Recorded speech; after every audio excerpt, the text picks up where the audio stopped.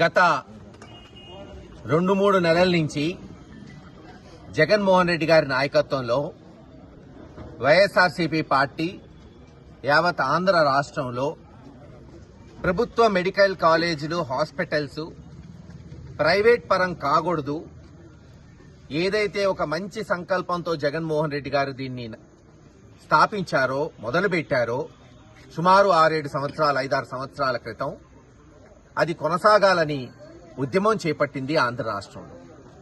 దానికి సుమారు 1 కోటి మందితో సంతకాల సేకరణ చేసి ప్రజల్లో అవగాహన పెంచి ఏదైతే ప్రజలు ఆశిస్తున్నారో ఈ కాలేజీల్ని, హాస్పిటల్ ప్రభుత్వమే నడపాలి.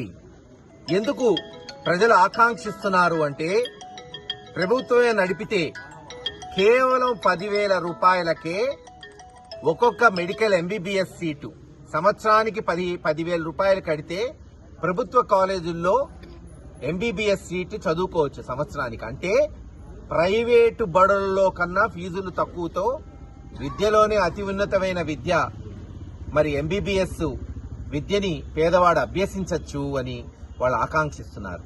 అదే చంద్రబాబు నాయుడు గారు చెప్పినట్టు ప్రైవేట్ పరం చేస్తే సంవత్సరానికి 30 లక్షలు కట్టాలి. ఎక్కడ 10,000, ఎక్కడ 30 లక్షలు. అలాగే ఈ కాలేజీలు ఏదైతే జగన్మోహన్ రెడ్డి గారు నెలకొల్పిన ఈ కాలేజీలన్నీ కూడా 17 కాలేజీలు, హాస్పిటళ్లు ప్రభుత్వ పరంలో ఉంటే కాలు నొప్పి నుంచి గుండె నొప్పి వరకు ప్రతి చికిత్స కూడా ఉచితంగా అందించవచ్చు. అలా కాకుండా చంద్రబాబు నాయుడు గారు అనుకున్నట్టు ప్రైవేట్ పరం అయితే ఒక్కొక్క మరి చికిత్సకి లక్షలు పెట్టుకోవాల్సి వస్తుంది. అందుకు ఇది ప్రైవేట్ పరం చేయొద్దు, ప్రభుత్వమే నడపండని వైఎస్ఆర్సీపీ పార్టీ డిమాండ్ చేస్తున్నాం. దానికి తగ్గట్టే మరి రాష్ట్రంలో ఉన్న 1 కోటి సంతకాల సేకరణ చేపట్టాం. గురజాల నియోజకవర్గంలో సుమారు 51,326 సంతకాలు సేకరించాం. ఇంకా కొన్ని వస్తున్నాయి, అవి కూడా 2-3 రోజులు వచ్చే కొంది పంపటం జరుగుతుంది. ఈ రోజుకి 51,326 మరి సంతకాలు అనేక గ్రామాల్లో, అనేక వార్డుల్లో సేకరించాం. మరి అందరికీ తెలిసిన విషయమే, పిడుగురాళ్ల అతి సమీపాన్న బ్రహ్మాండమైన వైఎస్ఆర్ మెడికల్ కాలేజ్ హాస్పిటల్ 2019లోని జగన్మోహన్ రెడ్డి గారి నాయకత్వంలో శాంక్షన్ చేయించాం. సెంట్రల్ గవర్నమెంట్ నిధులు తీసుకొచ్చాం.